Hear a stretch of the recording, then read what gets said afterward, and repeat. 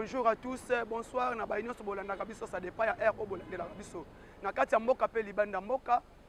Baïno so bazana na kati ya King, baïno so bazana en France, bazana en Belgique, bazana en Londres, par-ci par-là. Vous êtes sur le monde entier, au boza abonné. Il y a Rimer, il y a Congo, au Tobengi Sangwa Congo. Toye na tongo le loto parler situation politique aux oleka aux a dominé na République démocratique du Congo. Toko parler de situation politique économique aux a dominé na République démocratique du Congo. Nous allons parler sur la situation sécuritaire et concernant problème aux oleka na kati ya parti na biso Union pour la démocratie et le progrès social.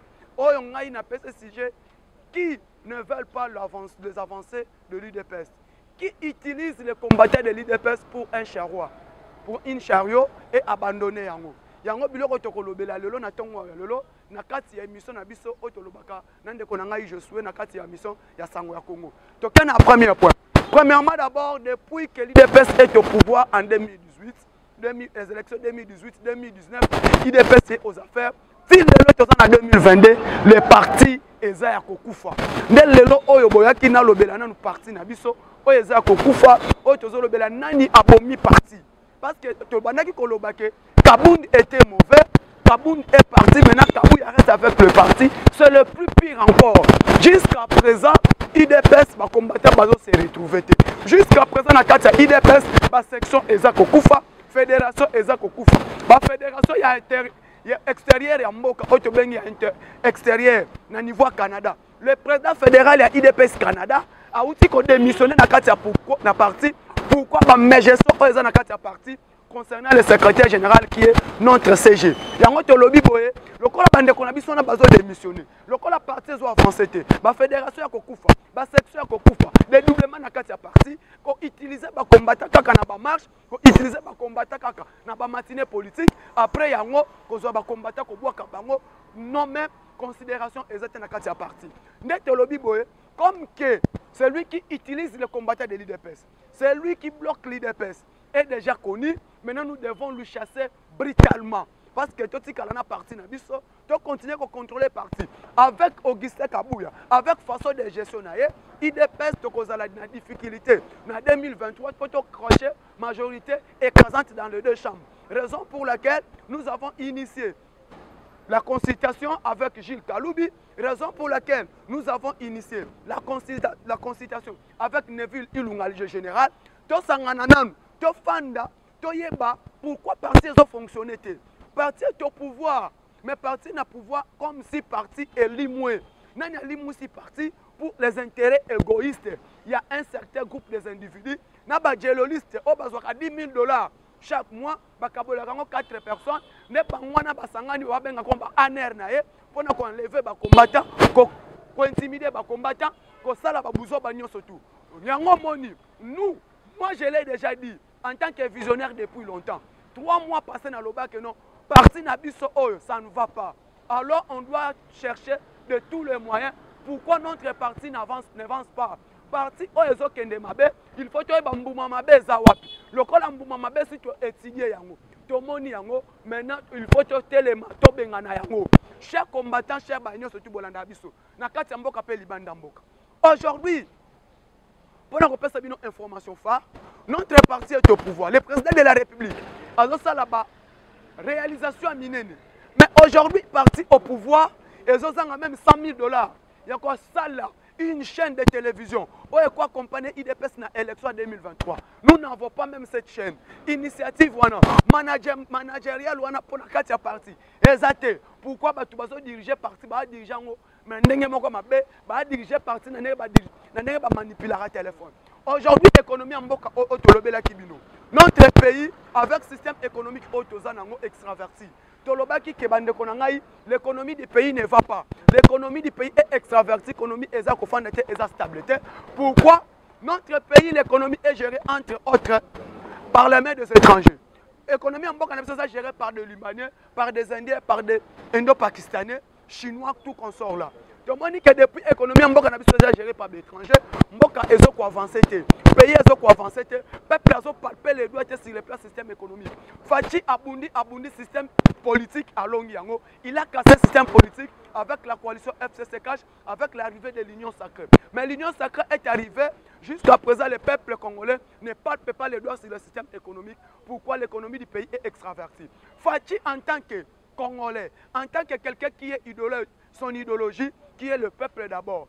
Le peuple d'abord, ils ont fil conducteur à UDPS, au papa n'a attiqué la qui est. Le peuple d'abord, ils ont permettre de s'auto réfléchir comment nous devons avancer le pays. Le peuple d'abord, ils ont permettre de s'auto réfléchir comment faut on le tribalisme na kati mboka na biso. Parce que tout le monde en mboka, ils ont toujours na kati tribalisme, ba musu ba na kati tribalisme, ba musu ba na kati haine.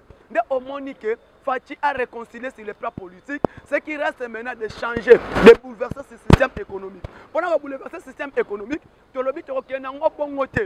Ce qui est plus loin rapidement et qu'on permette de faire une abandon et zaïrisation. O ezalaki une époque à Mobutu, o lelo oyo, tous les foot en une époque à Fachi. Yango tolobi pas question. Maintenant on doit faire. Et les Indiens, et les Libanais et tout consort là, ils doivent prendre une fil conducteur oyo kokumba biso pour te réconcilier pour l'économie en mboka est stable. Parce que l'économie en mboka est stable.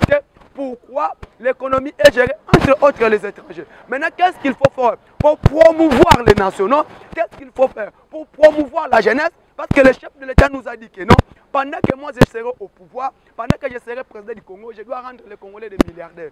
Comment on peut rendre les Congolais des milliardaires pendant que nous-mêmes, notre système économique, l'économie du pays est extravertie. Pendant que nous-mêmes, l'économie du pays n'est pas stable. Pendant que nous-mêmes, l'économie du pays n'est pas fort. Maintenant, qu'est-ce qu'il faut faire?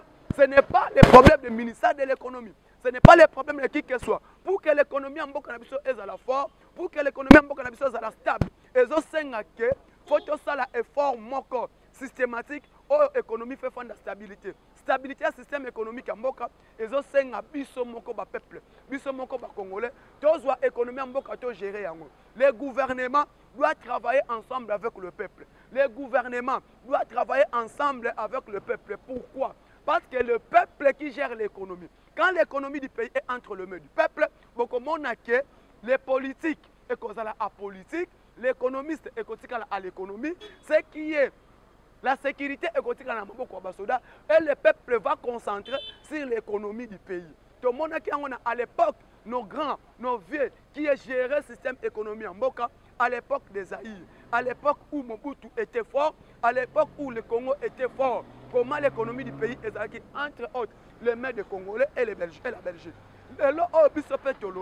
Nous devons faire une effort au fond de ce système économique. Pourquoi? Parce que l'économie est extravertie. Le peuple a palpé les doigts. Aujourd'hui, avec plus de 100 millions, plus de 120 millions d'habitants, comment est-ce que nous allons marcher pendant que l'économie est entre les mains des Libanais et les Indiens et des Pakistanais? Donc, on crée ce problème. Et quand il y a demain après-demain, quand est-ce que Ekoya, lobby na yango, mboka na biso, il y aura encore une guerre. On va nous faire une guerre entre autres les Indiens, les Libanais et les Chinois. Pourquoi? Parce qu'on est basimi économie en Mboka. Parce qu'on a fait ébélé na Congo. Et que la guerre à Banyamuleng, et que la guerre à Rwanda, guerre on est comme il y a des Indo-Pakistanais qui vont encore chercher de nous renverser encore les pays. Pourquoi? Parce qu'on est basé dans un monopole de l'économie en Mboka. Le col est basé dans un monopole de l'économie en Mboka. Qu'est-ce qu'il faut faire pour renverser cette économie? Il y a un autre lobby chef de l'État, il faut abomafek. Après qu'on abomafek, qu'on l'on là-bas tout. Inspecteur économique, le secrétaire général à l'économie, le président Faboma fait ce qui a bomi fait et qu'on permettre biso lobby na yango de promouvoir biso moko chambre de commerce qu'on permettre opérateurs économiques, les investisseurs qui vont chercher de venir investir au Congo, ils doivent d'abord passer par la chambre de commerce et dans cette chambre de commerce bah qu'on a formulaire formulaire d'investigation na au azana yango na formulaire wana et qu'on permettre biso formulaire wana et qu'on permettre biso ba remplir ba condition au payer ko pesa bango ba condition au payer ko pesa biso pour promouvoir l'économie en Mboka na biso. Dès qu'ils vont remplir les formulaires, c'est le gouvernement maintenant, c'est l'État congolais, les chambres de commerce congolais qui va maintenant le dire quels sont les des engagements doivent appliquer. Au cas où combien de travail, le capital que tu viens avec ça, au cas où on a banque nini, ba pesio banque au cas capital social, capital économique na yo, ba au on a banque, ba pesio ba condition, au cas travailler na bango, qui sera le DG, qui sera le tout, à part toi-même qui sera le PCA, nous surtout batikali, peut-être il doit être des Congolais nationaux de père et de mère. Dès qu'on permettre Mboka et avancer. Aujourd'hui, Libanais, Indien, a investi dans Mboka Nabiso, l'État a landé la Kabangote, il a combien de travailleurs, il a combien de cadres, tout consort là, aïe, moko, attendu, bâton dans le magasin, Orieba landé la Bango ezate. Dès Monique Mboka ezo pour avancer, pourquoi Libanais, Indien, a investi, l'État a contrôlé le capital social, domaine, il vient de quel pays, il est de quelle nationalité, de quelle tribu consort côté outil. Dès Monique le aussi, le chef de l'État, qu'on a fait ici là. Comment faire pour faire des Congolais des millionnaires? Qu'est-ce qu'il faut faire pour faire des Congolais des milliardaires? Grâce à la vision chef de l'État, et qu'on permettre de changer le système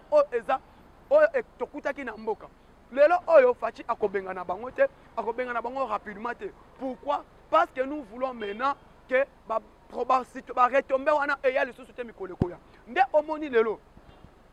des gens qui travaillent pour la vision du chef de l'État.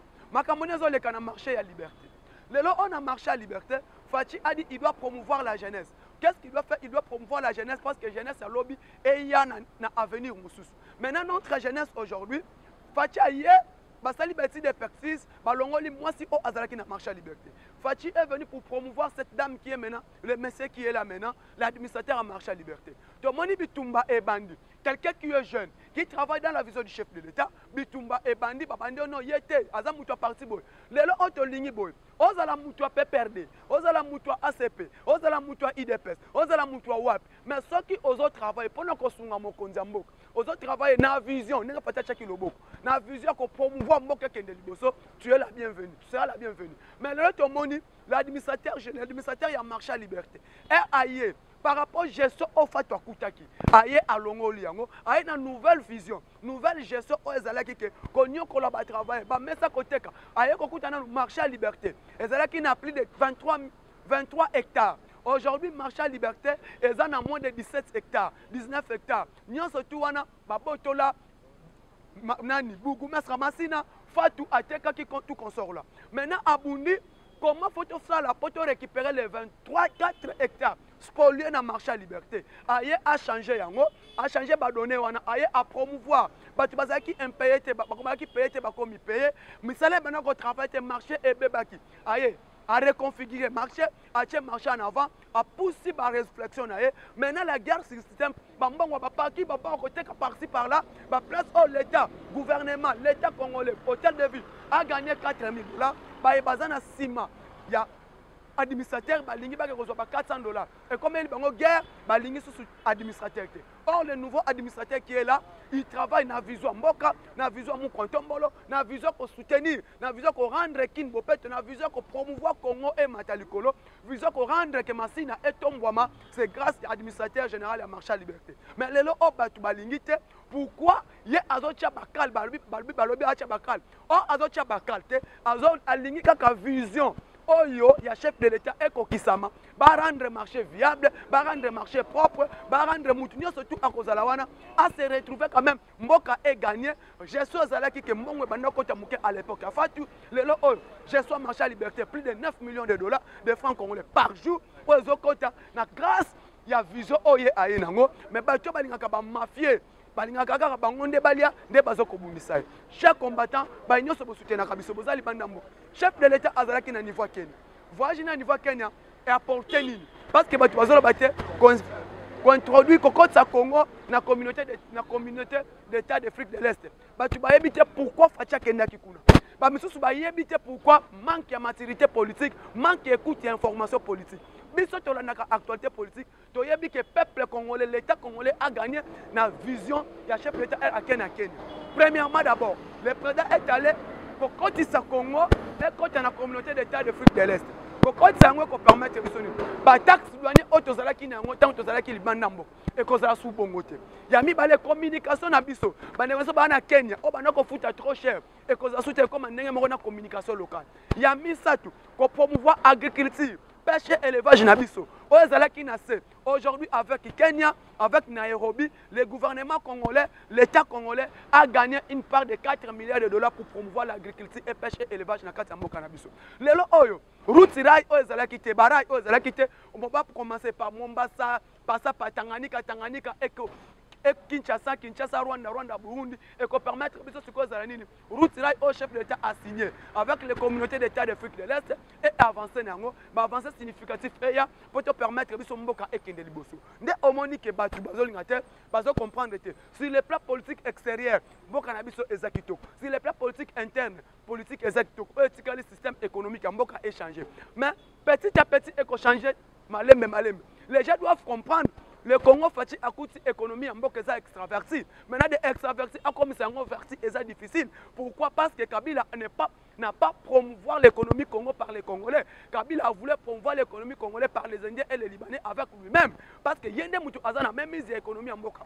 À part on a un domaine sécuritaire, na valeur sécuritaire fait à côté les 145 territoires en boka ezalaki tellement écoulé na bitumba na ba désordre na ba conflit ethnique et conflit tribal. Mais rien ailleurs à côté est en mboka côté ezalaki même na élection. Mais grâce à la vision ailleurs l'est du Congo est tellement pacifié. Pour dire pacifier, ce qui reste, c'est que non, le M23 est en train de négocier avec l'État congolais. Non, on ne négocie pas avec quelqu'un qui manque un objectif. Rebelle va négocier avec ceux qui ont un objectif. Mais M23 objectif est à la raté. Nous avons dit que non, jamais on peut négocier avec un rebelle, avec un Rwandais, parce que M23 sont des rebelles, sont des mouvements rwandais. Pirement rwandais, l'État n'a pas le temps de négocier avec un groupe rebelle. Azalaka objectif te aye abomi akimi. Aujourd'hui ADF Nalu néanti, FRPI néanti, Maïmaï néanti, Bakatakatanga néanti et loko batika nango ko poser ba bombe dans tous les coins, dans tous les coins. Codeco n'en parlons pas de tous les coins parce que Codeco sont des rebelles purement troupes armées congolais. Comme sont des Congolais, nous allons réconcilier avec Codeco, mais pas avec M23, pas avec ADF Nalu. Yango monique le lo oyo, ADF Nalu a une place sous terre. M23 a sur la place et comme on négocie pas, nous n'allons pas négocier. Et nous allons démontrer que non, l'armée congolaise, Oezana, commandant suprême Fachi Béton, Oezana, chef d'état-major général Mbala Moussé, avec tous nos généraux, Bala qui s'abat force na bango pour mettre fin avec ces groupes armés au nord est de la République démocratique du Congo. Dès le obisotoye, tu dois promouvoir jeunesse, tu dois promouvoir Fachi à promouvoir Congo, à Tombola Congo, à Tekayango. N'a Congo est sous considéré Libandate. Aujourd'hui, passeport ya Congo et comme il considéré Congolais comme il peut quand même respect Libanda Mboka. Oh ezala kité pourquoi Congo est un leadership managérial dans la carte ya Likolo, la carte ya Likolo, il y a République démocratique du Congo. Aujourd'hui, Fachi est là, il est fort, Fachi est là, il est soutenu par toute la communauté internationale par rapport à sa vision politique. Fachi est là par rapport à sa politique de réconciliation. Fachi est là par rapport à sa politique de l'amour. Moutina Sozombo, on est partout, il est. Tu sens que non, je suis avec quelqu'un qui aime le Congo. Tout le monde a tribalisme, tout le monde a haine. Le tribalisme, nous ne sommes pas des Congolais, nous ne sommes pas vraiment de tout Congolais. Parce qu'un Congolais, un député national, quand on parle d'un député national, c'est quelqu'un qui parle du Congo. Pas quelqu'un qui parle de tribus, pas quelqu'un qui parle de tribalisme. Un député national est là pour parler, promouvoir la République démocratique du Congo. Parce que le député national parle du Congo, le député provincial parle de la province. La dame qui a parlé à l'Assemblée nationale, cette dame-là, je ne crois pas que Azana éthique être un député national. Yango moni biso tolobi, soutenons la vision du chef de l'État, soutenons notre pays, soutenir la République démocratique du Congo, promouvoir le Congo. Parlons d'abord du Congo, développer le système congolais, avançons le Congo. Vraiment merci beaucoup. Baïnyo sobolanda kabiso, baïboza libanda mboka, baïboza nakati mboka. Bon continuer à faire sa émission auto sala gana je suis, auto sala système parlons un peu du Congo pour 15 ou 20 minutes, auto promouvoir mboka na biso kende liboso. Lelo oyo baïnyo so bayebi. Baïboza na kati France, baïboza na Londres. Boyebi niveau Fachi azula ki Congo. Boyebi niveau Fachi akute la ki Congo. Na Congo ya Fachi ya lelo, vous sentez que malgré les gens disent Tozoliate, malgré les gens disent Mbokeza kokufa, mais non, oubliez.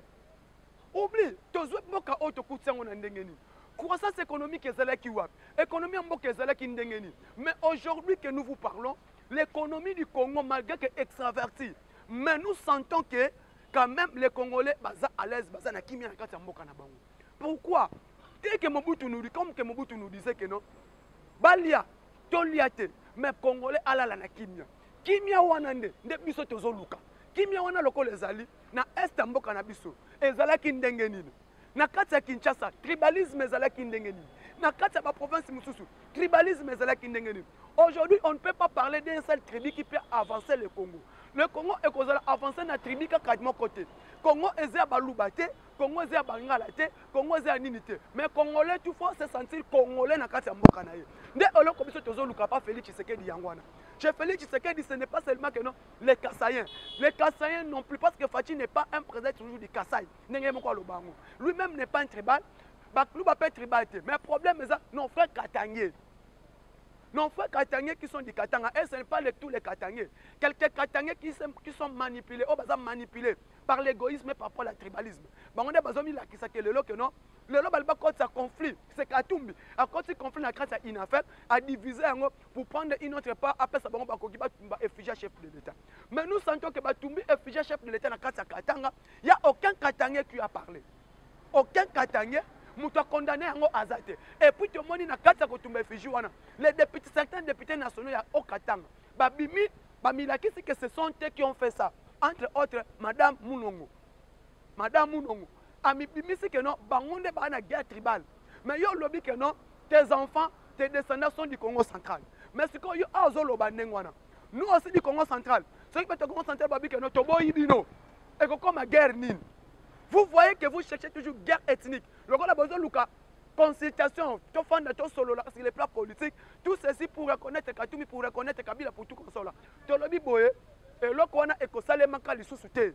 Na Congo, tu as question d'un dialogue, tu as question de consultation. Allons-y aux élections. Objectif à nous, allons aux élections. Si nous irons aux élections, Félix Tshisekedi remporte les élections, gloire à Dieu. Que nous irons aux élections, on a en côté de l'élection, il est congolais. Pour nous, c'est la République démocratique du Congo qui va gagner. Fachi va passer, Tshisekedi va passer. Mobutu Alekaki, Moussa Alekaki, Kabila va passer. Kabila Alekaki. Et aujourd'hui, tout ce qu'on a un tribalisme, tout ce qu'on a haine, tout ce qu'on a nine. Pour avancer Congo, on ne construit pas un État dans le tribalisme. On ne construit pas un État dans la division. On ne construit pas un État dans ethnique moko. Non, ce n'est pas un tribu ce n'est pas une province qui avance Congo. Congolais, nous surtout dans l'article 30 de la Constitution. Congolais, nous surtout azana droit à faire partout. Congo mobimba esika oye alingi afanda atongi na couper afandi. Jusqu'à ce moment que on a lembi, na refanda na Kasai. Comme moi je l'ai dit, j'aime beaucoup les Kassai, parce que nos frères Kassai,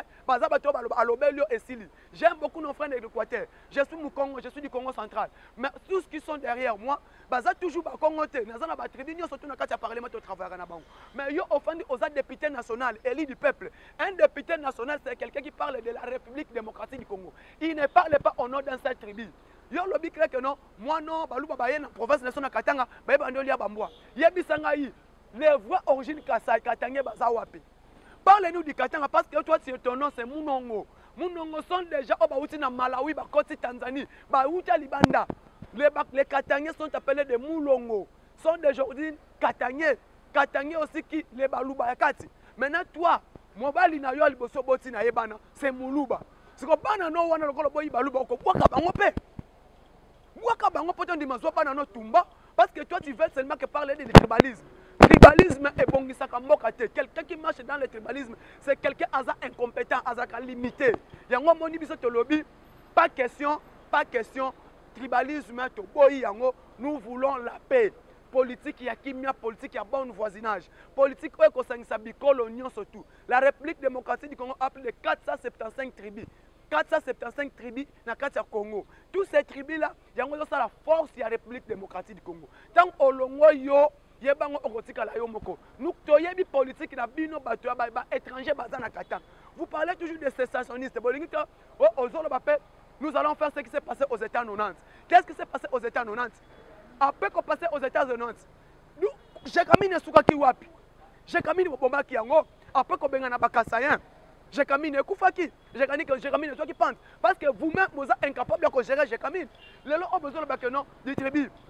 J'ai camine et ça banane. C'est toujours vous d'origine Katangé, entre autres. Les cas tout le monde qui les pense, bien besoin j'ai camine bobomi yango. Oh non, Katanga n'avance pas. Pourquoi Katanga n'avance pas? Fachi est venu en 2019, mais Banani Basali Katanga est avancé. Parlez du vrai Biyamba Yamba étranger. Vous avez Boyama qui Kabila comme Congolais, c'est vous toujours vous les Katangais. Bon, parce que c'est origine. C'est Kabila a détruit Minera, j'ai Kamine, Abomi, j'ai Kamine, Abomi, entreprise, Katanga. Maintenant, vous voulez quoi? Ce n'est pas les Katangais, quelques individus qui sont politiquement manipulés. Ils vont manipuler tout le peuple katangais. Peuple nyonso congolais, soutenons vision à Mokonzambo. Tous à la Congolais, tous soutenir Congo, tous l'ingandé Congo, tous promouvoir Congo et que permettre Mboka et Kende Liboso. Merci ba union surtout boza libanda mboka. Ba ebolanda kabiso, ba union surtout boza na kati ya Congo, bona Kinshasa, Est ya République démocratique du Congo, Goma, Bukavu, Beni, Butembo, toza awa biso nyonso surtout ba diaspora nyonso surtout o boza na kati ya Congo, bo soutenir vision Mokonza mboka. Merci beaucoup na maman Jeannette.